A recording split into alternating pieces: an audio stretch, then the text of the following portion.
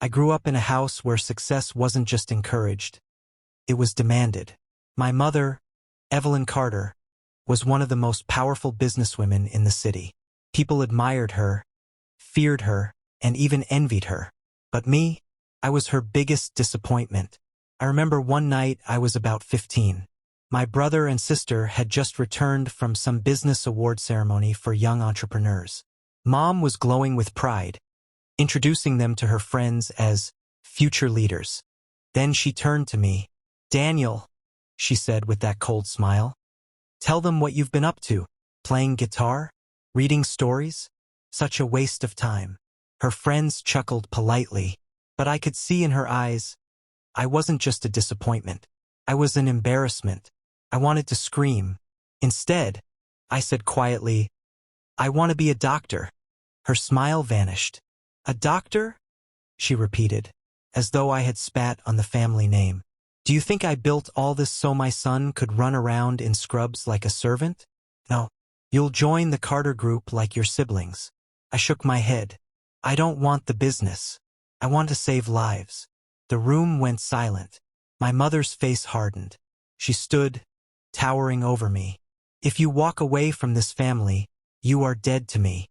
Those words cut deeper than any knife. That night, I packed a small bag and left.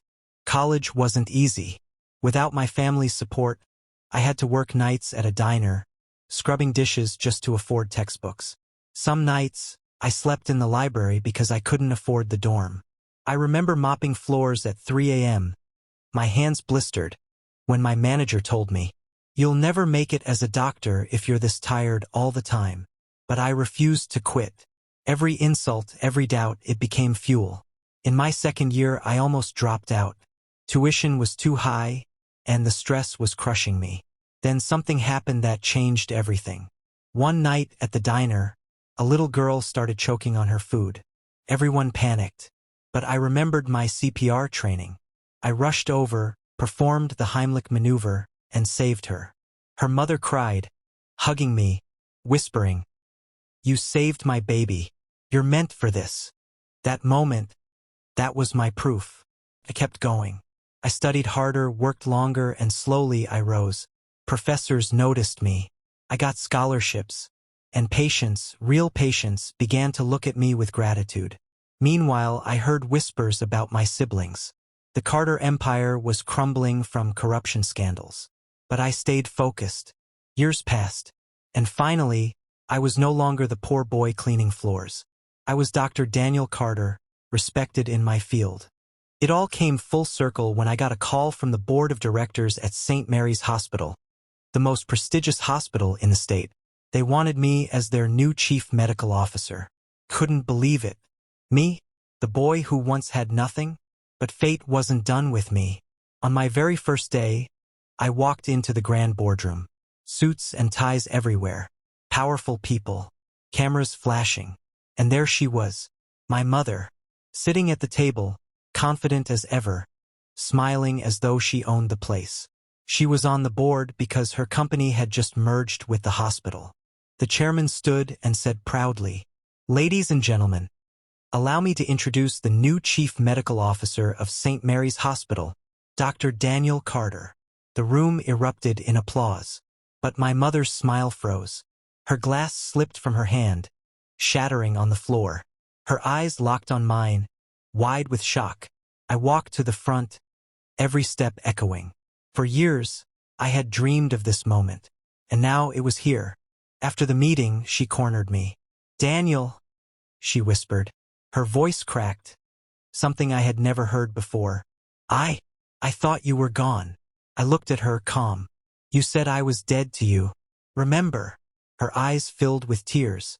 For the first time in my life, my powerful, untouchable mother looked small. She tried to smile. "I was wrong. I was scared.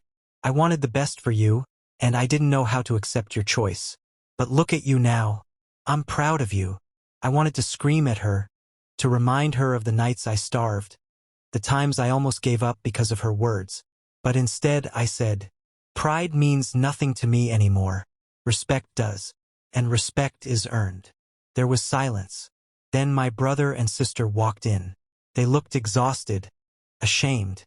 "Daniel," my sister said softly, "we should have stood up for you. We were jealous and scared of her too." For the first time in years, my family admitted their flaws. And for the first time, I felt the anger in my chest loosen. I looked at them all and said, "I don't need revenge. I don't need apologies.